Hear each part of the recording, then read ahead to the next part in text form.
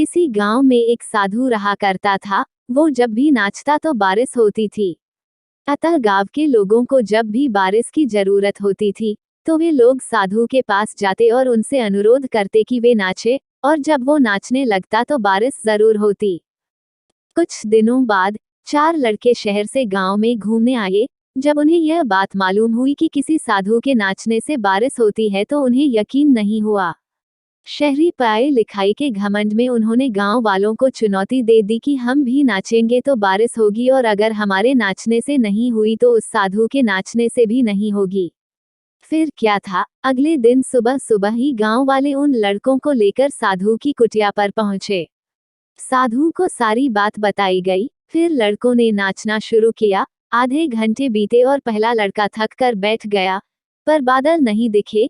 कुछ देर में दूसरे ने भी यही किया और 1 घंटा बीतते बीतते बाकी दोनों लड़के भी थक कर बैठ गए, पर बारिश नहीं हुई।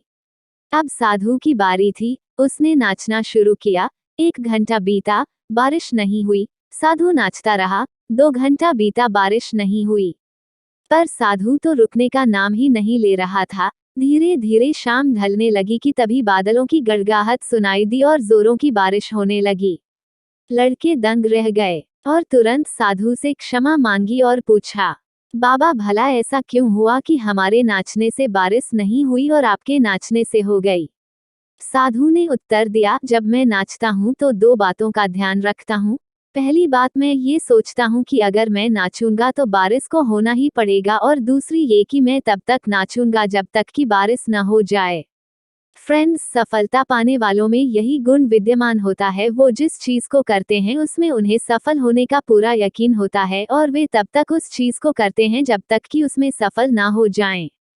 इसलिए यदि हमें सफलता हासिल करनी है तो उस साधु की तरह ही अपने लक्ष्य को प्राप्त करना होगा।